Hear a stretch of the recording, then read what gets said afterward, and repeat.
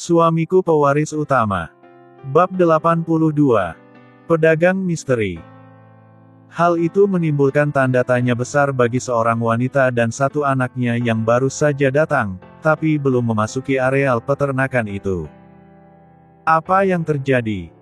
Kenapa peternakan ini begitu lengang? Kemana para pekerja, dan kenapa suamiku juga tidak kelihatan batang hidungnya? Tanya wanita tersebut pada diri sendiri. Tidak. Ini tidak mungkin. Bagaimana ini bisa terjadi? Dan siapa yang melakukannya? Teriak Adeline histeris, ketika mendapati Tommy mati secara mengenaskan seperti itu. Tommy! Teriak Adeline sekuat-kuatnya. Meluahkan semua perasaan sedih dan marahnya itu, sambil memeluk tubuh suaminya erat-erat, lalu mengguncangnya kuat-kuat. Ma, Papa kenapa? Tanya Clara keheranan. Papamu sudah mati nak. Jawab Adeline sambil menangis. Mati itu apa Ma? Reaksi Clara bingung. Adeline tidak langsung menjawab pertanyaan anak gadisnya itu. Dia berpikir sejenak untuk mencari jawaban, yang mudah dicerna oleh pemikiran anak seusianya itu. Mati itu artinya, Papa tidak bisa bersama kita lagi. Papa harus pergi ke tempat jauh, dan tidak bisa menemani Clara kemana-mana. Jawab Adeline sedih, sambil menyeka air matanya. Berarti Papa tak sayang Clara dong. Karena tidak mau mengajak Clara pergi, bantahnya sedih. Kau salah nak. Papa sangat sayang pada Clara. Demi Clara, Papa rela mati. Oleh karena itu, setelah Clara besar nanti, cari orang yang telah membunuh Papa ya. Ucap Adeline dengan ucapan salahnya itu. Berarti Papa mati dibunuh ya Ma. Sama seperti kalau Paman Pierre membunuh sapi-sapi itu. Respon Clara polos. Benar Clara. Papamu mati karena dibunuh oleh musuh-musuhnya itu. Jawab Adeline licik. Mencoba mempengaruhi alam bawah sadar anaknya tersebut, untuk menjadi mesin pembunuh di suatu hari nanti. Memangnya siapa musuh Papa itu Ma? Dan musuh itu apa? Tanya Ciara kembali, sambil menyentuh tangan ayahnya. Musuh itu artinya orang yang tidak suka dengan Papa. Karena tidak suka itulah, orang tersebut membunuh Papa, dengan ditembak seperti ini. Jawab Adeline mengarang cerita. Lalu siapa musuh Papa itu Ma? Tanya Clara penasaran. Hendy dan orang-orangnya. Jawab Adeline sekenanya saja. Hendy itu siapa Ma? Apakah sama seperti sapi-sapi itu? Ujarnya kebingungan. Bukan. Hendy itu manusia. Tinggalnya jauh dari sini. Nanti setelah Clara besar, Mama akan bawa Clara ke sana. Reaksi Adeline licik, dengan sorot mata penuh dendam, dan tetap masih memeluk tubuh dingin suaminya itu. Padahal dia belum tahu secara pasti, siapa orang yang telah membunuh suaminya tersebut. Tapi firasatnya mengatakan, kalau Tommy mati karena dibunuh oleh orang-orangnya Hendy, atas perintahnya juga. Janji ya Ma. Clara ingin mencubit Hendy itu, agar tidak nakal. Jawab Clara senang. Kalau dicubit itu tidak sakit sayang. Tapi kalau ditembak atau ditusuk seperti Papa ini, baru dia akan merasa sakit. Ucap Adeline geli bercampur sedih. Jadi Clara harus menembaknya ya Ma. Tidak boleh dicubit. Ucap Clara bingung. Ya sayang. Hendy itu harus ditembak macam Papa ini. Jawab Adeline cepat, dan pengajaran yang diberikan padanya seperti membekas di hati Ciara. Baik Ma. Nanti Clara akan tembak Hendy itu di kepalanya, macam Papa ini. Tekadnya seperti memahami apa yang diajarkan oleh mamanya itu. Harus di kepalanya ya sayang. Agar Hendy tidak nakal lagi. Sambut Adeline cepat. Dengan doktrin salahnya itu pada Clara. Baik Ma. Clara akan belajar menembak macam Paman Pierre itu. Biar Clara bisa menembak Hendy nanti. Jawab Clara patuh. Bagus. Itu baru anak mama. Respon Adeline senang, dan sedikit terhibur atas kepolosan anak gadisnya tersebut. Ayo kita urus mayat papa, juga paman-paman Clara itu. Ucap Adeline memberi usul, sambil bangkit dari duduknya, dan segera menghubungi pihak kepolisian setempat, untuk melaporkan kasus pembunuhan tersebut. Sementara itu, kasus tewasnya Tommy, telah didengar oleh Handy dan Ivory, juga kakeknya itu. Handy sangat berterima kasih pada Robin dan anak buahnya, karena telah berhasil menghabisi Tommy musuh bebuyutannya tersebut. Dengan tewasnya Tommy, diharapkan berkurang juga musuh-musuh kita itu. Dan kehidupan kita akan kembali tenang. Ucap Handy pada Ivory. Papa benar. Malah mama ingin merayakan kematian Tommy itu dengan makan-makan di restoran kebanggaan kita itu. Respon Ivory cepat dan antusias sekali. Mama ni ada-ada saja. Masak orang mati kita berpesta-pesta pula. Bagaimana dengan perasaan istrinya itu? Tentu saat ini dia sedang berduka. Reaksi Handy bingung. Siapa suruh ingin membunuhku? Padahal Ivo tidak bersalah padanya. Kenal pun tidak. Tapi berani-beraninya dia menyuruh orang untuk mencelakaiku. Ya itu balasannya. Jawab Ivory geram. Sudahlah sayang. Kita lupakan dulu masalah itu. Mari kita temui anak kita. Ucap Handy cukup bijaksana. Keesokan harinya, Handy seperti biasa, yang akhir-akhir ini suka lari pagi. Dengan alasan ingin tetap sehat. Saat ini tengah berada di jalanan yang agak sepi, karena waktu masih terlalu pagi, dan belum banyak orang yang beraktivitas di sana. Hari ini, Handy hanya ditemani oleh Hans tanpa pengawal lain, karena menurutnya, keadaan sudah aman, dan tidak ada gangguan lagi. Hampir 1 jam Handy dan Hans berada di jalanan. Tapi tanpa sengaja Handy menabrak seseorang, hingga terjatuh ke aspal. Kaca matanya pecah, karena tertimpa tubuhnya sendiri. Maafkan saya Pak Tua. Saya tidak sengaja. Ucap Handy menyesal. Oh tidak apa-apa anak muda. Aku sendiri yang salah. Karena menyeberang jalan tidak melihat-lihat dulu, langsung saja lari, jawab Pak Tua itu merendah, sambil berusaha berdiri. Handy yang melihat orang itu seperti kesulitan untuk berdiri, bergegas membantunya. Dan tak lama kemudian, orang tersebut sudah berdiri tegak. Terima kasih anak muda. Dan maafkan orang tua pikun ini, karena berlari tak melihat-lihat lagi, ucapnya sambil berusaha berlalu dari hadapan Handy. Tunggu Pak Tua. Bagaimana dengan kacamatamu ini? Bukankah Anda menderita rabun jauh? Ucap Handy berusaha berbuat baik pada orang tersebut. Oh tidak masalah. Aku bisa membelinya lagi. Untuk sementara ada tongkat ini, untuk memanduku ketika berjalan. Jawab orang tua tersebut enteng, sambil melambaikan tangannya ke arah Handy. Hehehehe. Umpan sudah dipasang, dan ikannya sudah hampir memakannya. Tinggal menarik ikannya saja nanti. Keke orang tua itu licik, sambil berjalan terlatih-tatih, di jalanan lengang itu. Dasar pengawal bodoh. Bisa-bisanya dia tidak mengenaliku lagi. Apakah mungkin karena penampilanku yang sudah berewokan ini, sehingga dia tidak mengenaliku lagi? Batin orang tua itu lagi sambil tersenyum licik. Siapa orang tua itu? Perasaan aku tidak pernah melihatnya. Ucap Handy lirih, kemudian memandang Hans, yang tak jauh dari tempat berdirinya itu. Saya juga tidak mengenalnya Tuan Besar. Mungkin baru kali ini ketemu, jadi praktis kita tidak mengenalnya. Jawab Hans apa adanya. Tetapi pikirannya seperti melayang ke masa lalu, namun segera ditepisnya, karena dia merasa tidak mungkin. Sementara itu dari kejauhan, ada beberapa orang yang sedang mengawasi aktivitas Handy dan orang tua tersebut. Tugas mereka hanya memantau, dan mengawasi dari jauh, bukan untuk menyerang atau mencelakai seseorang.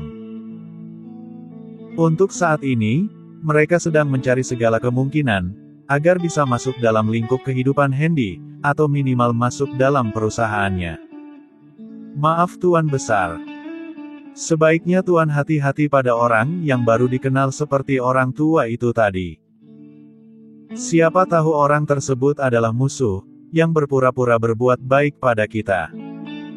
Tapi sesungguhnya sedang merencanakan sesuatu. Ucap Hans dengan prediksi yang hampir tepat.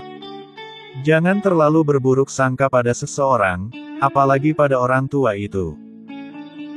Respon Handy kurang senang. Coba kau lihat tubuh rentanya itu. Berjalan saja susah. Sudah tidak layak dikatakan sebagai orang yang berniat tidak baik, apalagi dikatakan musuh. Jawab Handy dengan argumennya sendiri. Baik Tuan Besar. Jawab Hans cepat. Tetapi dalam hatinya membatin, bahwa dia harus berhati-hati ketika bertemu dengan orang tua itu lagi.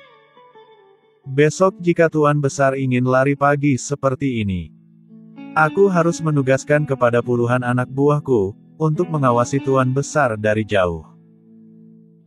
Aku takut orang tua itu punya maksud tertentu, karena sepintas tadi aku melihat, seperti ada 4 orang yang sedang mengawasi orang tersebut. Mungkin 4 orang itu, adalah bawahan orang tua itu, yang berpura-pura berpenampilan lemah dan lusuh seperti itu. Batin Hans dalam hati, sambil mengimbangi lari Tuan Besarnya yang sudah lari duluan. Kail sudah diikat, dan umpan pun sudah dipasang. Tinggal ikannya saja yang akan memakan umpan tersebut. Ucap orang tua itu pada keempat anak buahnya, sambil tersenyum licik. Strategi Tuan memang jempolan. Penguasa kota itu tidak menyadari, bahwa dia telah masuk perangkap. Reaksi anak buahnya senang. Tapi jangan lupa, terus cari keberadaan Erik, anak Carlos itu. Jika bertemu dengannya, cepat tangkap, dan bawa anak tersebut ke hadapanku. Ucap Braga tegas, orang yang tadi dipanggil Pak Tua oleh Handy itu. Maaf Tuan. Siapa orang yang mengawal Handy tadi? Tanya Danendra atau Nendra itu penasaran. Hans. Orang yang telah membunuh saudaramu itu, 18 tahun yang lalu. Jawab Brata apa adanya. Ternyata dia orangnya. Aku ingin cepat-cepat memberi pelajaran pada orang itu. Agar dia tahu, bahwa keluargaku tidak mudah untuk dikalahkan. Responnya cepat dan marah. Jangan bertindak gegabah. Karena orang yang bernama Hans itu, sekarang telah menjadi pengawal Handy juga Birawa. Dia orang kuat, bekas bodyguard bayaran, sekaligus komandan gangster terkuat di kota es dulu. Sekarang mereka sepertinya sudah bergabung dengan Birawa itu. Pekerjaan kita ke depannya akan semakin sulit. Oleh karena itu, kita, terutama kau Nendra, harus berhati-hati. Karena mereka bukan orang sembarangan. Kalau Hans bergabung dengan Birawa, tentu Iron, Robin juga Leon pasti ada di sini juga. Ini akan semakin sulit bagi kita. Aku tidak menyangka, musuh-musuhku dulu, sudah menjadi bawahan Birawa. Batin Brata dalam hati, dengan ekspresi marah. Salam Tuan Senior. Sapa Hans ramah pada Tuan Birawa. Ada apa Hans? Respon Birawa penasaran. Waktu saya dan Tuan Besar, sedang lari pagi di jalanan kota B pagi tadi. Secara tidak sengaja, Tuan Besar menabrak seseorang, hingga membuatnya jatuh ke aspal. Terus apa istimewanya? Ucap Tuan Birawa memotong perkataan Hans. Antara ingat dan lupa, saya seperti pernah mengenal orang itu Tuan. Jawab Hans menduga-duga saja. Lalu, tanya Tuan Birawa datar. Untuk saat ini saya belum bisa menyimpulkan. Siapa orang itu sebenarnya? Cuma yang menjadi keraguan saya, orang itu kelihatan lemah dan renta, Tapi dari gaya bicara, juga sorot matanya itu, seperti sedang menyimpan bahaya yang sangat besar. Dan bisa meledak kapan saja. Yang menjadi keheranan kedua saya adalah, orang itu seperti sedang diawasi oleh orang lain, yang saya duga, mereka itu adalah pengawalnya. Jawab Hans apa adanya. Lalu apa hubungan dengan Hendy? Tanya Tuan Birawa bingung, seperti belum begitu memahami arah pembicaraan Hans itu. Saya takut ada maksud tersembunyi dari orang itu Tuan, karena saya seperti pernah mengenalnya. Tapi di mana dan kapan itu saya lupa. Jawab Hans berterus terang. Apakah orang itu ada mengatakan sesuatu yang menyiratkan niat kurang baiknya tersebut? Tanya Tuan Birawa sudah mulai tertarik. Ucapannya biasa-biasa saja Tuan. Tapi dari sorot matanya bisa terlihat, kalau dia sedang merencanakan sesuatu. Jawab Hans cepat. Secara tidak sengaja, saya melihat seringainya yang menyeramkan itu, saat Tuan Besar mencoba menolongnya untuk berdiri. Terlihat jelas kalau saat itu, dia seperti ingin mencelakai Tuan Besar, tapi hebatnya orang tersebut bisa mengendalikan emosinya. Tapi naluri saya mengatakan, kalau orang itu keberadaannya sangat berbahaya bagi Tuan Besar.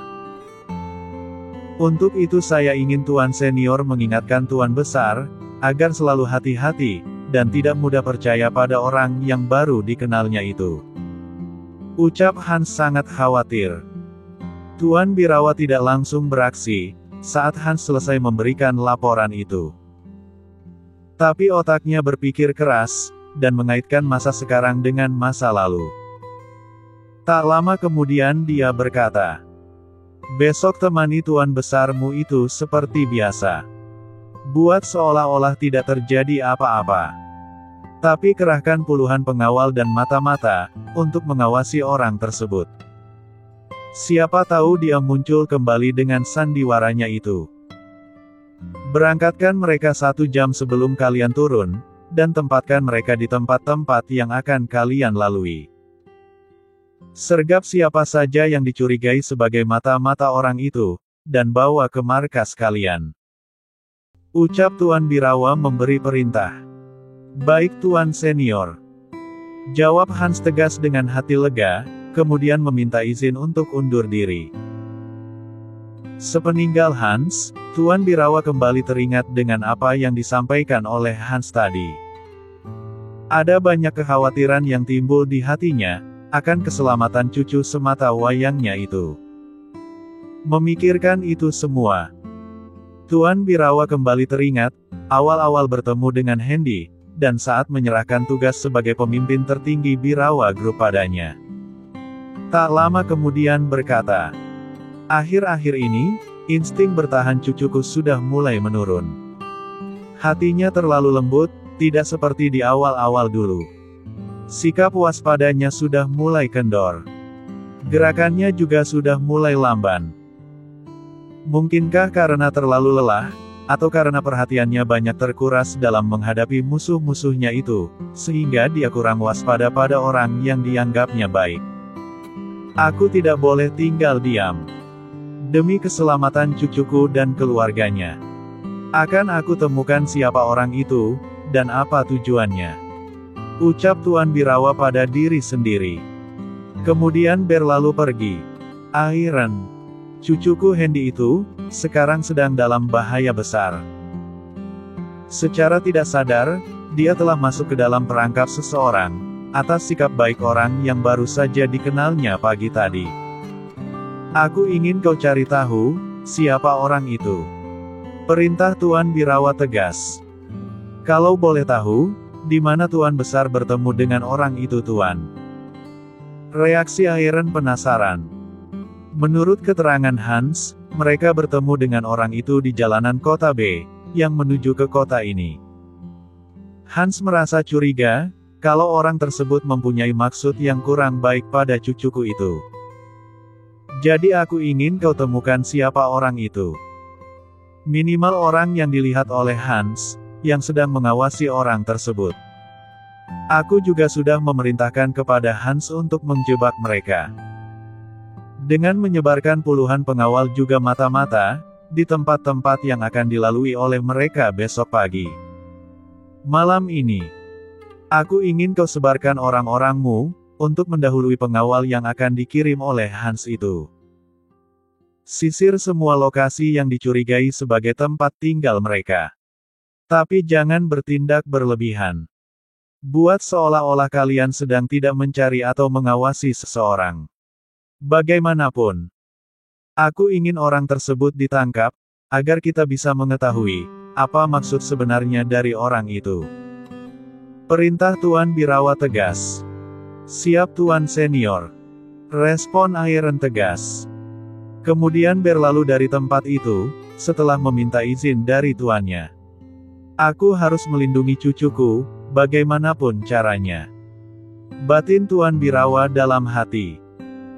Kemudian berlalu pergi menuju ke ruang operator yang ada di lingkungan villa tersebut. Malam harinya, 150 orang bawahan Iron diperintahkan untuk menyusuri kota B, dengan cara menyamar. Ada yang berperan sebagai pedagang keliling, ada yang berperan sebagai pembeli, sebagai turis. Masyarakat biasa, tukang parkir, bahkan ada yang berperan sebagai preman atau anggota gangster, tugasnya adalah untuk mengacau para pedagang itu juga yang lain. Iron melengkapi mereka dengan senjata api, yang mereka sembunyikan di dalam gerobak, di balik baju, atau di dalam tas para turis, yang berakting seolah-olah sedang membeli dan menikmati dagangan mereka. Malam itu seperti biasa, aktivitas di kota B, berjalan meriah. Banyak pedagang keliling atau yang mangkal, serta pedagang asongan dan para turis yang berlalu lalang di jalanan kota B, karena waktu baru saja beranjak malam, dan cuaca pun sangat mendukung sekali. Baksonya Neng, ucap pedagang itu menawarkan dagangannya. Tapi orang yang ditawari jajanan tersebut menolak dengan cara halus. Sementara di bagian lain, tak jauh dari pedagang bakso itu, terdapat sebuah warung yang lumayan besar, yang di dalamnya menjual nasi lengkap dengan lauk pauknya. Mari Tuan, silakan masuk. Apakah Tuan-tuan ingin makan? Ucap seorang penjual nasi dengan sikap ramah. Ia siapkan 4 piring nasi rames, lengkap dengan lauk pauknya, terutama ayam. Dan jangan lupa, sambalnya juga. Jawab seorang pengunjung di warungnya itu dengan sikap ramah juga. Baik. Respon pedagang itu cepat. Kemudian dengan dibantu oleh 2 orang anak buahnya, pedagang tersebut menyiapkan pesanan yang diinginkan oleh mereka. Tak membutuhkan waktu lama, apa yang diminta oleh pembeli itu, dipenuhi oleh pedagang nasi tersebut dengan cepat. Silahkan dinikmati Tuan. Jika ingin tambah, kasih tahu saja. Ucapnya sopan. Terima kasih. Jawabnya sambil tersenyum. Siapa yang mengizinkan kalian berjualan di sini? Bentak seorang ketua preman dengan suara keras. Jika kalian ingin berjualan di sini, bayar uang keamanan. Ucapnya dengan suara lebih keras lagi. Kami pedagang kecil Tuan. Tolong beri keringanan. Sejak siang tadi, baru mereka yang datang. Jawab pedagang itu ketakutan. Tidak bisa. Jika daganganmu ingin tetap aman, cepat bayar uang keamanan. Sekarang. Bantah ketua preman tersebut sambil mencengkeram kerah baju penjual nasi itu. Kurang ajar. Selera makanku jadi hilang, gara-gara kedatangan kalian. Maki pelanggan, yang saat ini sedang makan di tempat itu. Siapa kalian? Jangan campuri urusanku. Bentak ketua preman itu garang. Aku bukan siapa-siapa. Tapi aku tidak senang, jika ada orang yang bersikap sewenang-wenang pada pedagang kecil seperti dia. Jawabnya menantang. Aku peringatkan. Sebaiknya kalian cepat pergi dari sini, sebelum kami hajar. Ancamnya tidak kenal takut. Beraninya kalian. Bagas. Seret orang itu kemari. Perintah Ungaran, ketua preman itu tegas. 4 orang anak buahnya bergegas menuju ke tempat orang yang sedang makan tersebut.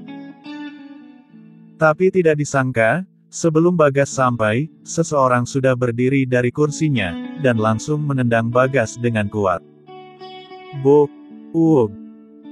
Keluh kesakitan keluar dari mulut Bagas, yang pura-pura tidak bisa ditangkisnya itu, tubuhnya terdorong ke belakang, dan berhenti ketika menabrak meja. Sialan! Kesal Ungaran marah, kemudian merangsek ke arah penyerang itu dengan ganas. Tolong jangan kelahi di sini. Kasihani kami tuan-tuan. Tempat ini bisa hancur karena kalian. Teriaknya memohon, tapi, buk, uug. Tubuh penjual nasi itu terpelanting ke belakang, karena terkena tendangan kuat di perutnya, oleh orang yang bernama Ungaran, karena dia kesal gara-gara pedagang tersebut tidak mau membayar uang keamanan, hingga perkelahian itu terjadi. Selain pemalas, kalian juga biadab. Beraninya cuma menindas orang kecil. Ayo lawan aku. Tantang Tora, tamu warung makan tersebut dengan ekspresi marah. Siapa takut? Hiyat! Teriak Ungaran kuat, ketika melancarkan serangannya ke arah Tora, dan buk, tep, buk. Semua serangan dari Ungaran berhasil ditangkis oleh Tora dengan mudahnya. Bahkan satu serangan berhasil masuk ke arah perut Ungaran dengan telak, hingga membuatnya terdorong sedikit ke belakang. Kekuatan belum seujung kuku. Sudah berani bertingkah di hadapanku, dan menyebut diri preman pula. Ejek Tora sambil tersenyum sinis. Jangan bangga dulu. Ini belum seberapa, dan belum ada apa-apanya. Reaksi Ungaran tegas sambil tersenyum sinis ke arah Tora. Kalian semua, cepat ringkus ketiga temannya itu. Hajar mereka sepuas kalian. Perintah Ungaran tegas pada keempat anak buahnya itu. Serentak mereka merangsek ke arah 3 orang pelanggan warung makan tersebut, yang saat ini sudah selesai makan. Tapi lagi-lagi langkah mereka dihalangi oleh Tora. Ternyata kalian bandel juga. Selain pemalas dan serakah. Ternyata kalian kelompok orang-orang penakut, yang beraninya hanya main keroyokan saja. Ucap Tora kesal, ketika mengejek kelompok preman itu. Jangan pedulikan apa yang dikatakannya. Cepat maju. Perintah Ungaran tegas. Buk, plak, bruk, perang. Anak buah Ungaran berjatuhan di dalam warung makan tersebut. Ada yang menabrak meja, dan ada pula yang melemparkan peralatan makan yang ada di warung itu. Perang! Perang! Tora dan ketiga kawannya itu menangkis serangan lawan dengan kekuatan kaki dan tangannya. Sesekali memukul atau menghindari lemparan piring, gelas, yang berterbangan di dalam warung itu. Karena merasa tidak mampu mengimbangi kekuatan 4 orang tersebut, Ungaran segera memutuskan untuk kabur dari tempat itu, dengan berteriak lantang. Cabut! Ucapnya sambil menahan sakit, dan bergegas keluar dari warung itu, dan lari entah kemana. Kalian tidak apa-apa? Tanya pemilik warung itu dengan ekspresi khawatir. Paman terang saja, kami tidak apa-apa. Jawabnya enteng. Apakah mereka sering mengganggu aktivitas kalian? Tanya Tora pada pedagang tersebut dengan ekspresi marah. Ya, mereka selalu mengganggu kami, juga para pedagang yang mangkal di sini. Bukan di tempat ini saja, tapi di merata tempat jalanan kota B ini. Padahal pihak otoritas setempat sudah berkali-kali menertibkan mereka. Tapi hilang satu, datang lagi yang lain. Sangat meresahkan sekali. Jawab pedagang itu berterus terang. Kalau boleh kami tahu, kalian berempat dari kelompok mana? Tanya pedagang itu dengan sikap ramah. Oh, kami bukan dari kelompok siapa-siapa. Kami pendatang di kota ini. Maafkan paman yang tidak tahu diri ini. Respon Dufan penjual nasi itu sambil menangkupkan tangannya di dada. Tidak perlu bersikap seperti itu paman. Sudah kewajiban bagi kami untuk menolong kelompok orang-orang lemah seperti kalian. Ucapnya sangat diplomatis. Oh ya. Ini bayaran untuk makanan tadi. Dan ini uang untuk mengganti kerusakan di warung paman ini, ucap Tora ramah, sambil menyodorkan sejumlah uang ke arah Dufan. Tidak. Tidak. Tidak. Terima kasih tuan-tuan dengan telah menolong kami, maka kami sudah sangat berterima kasih sekali. Respon Dufan tidak enak hati.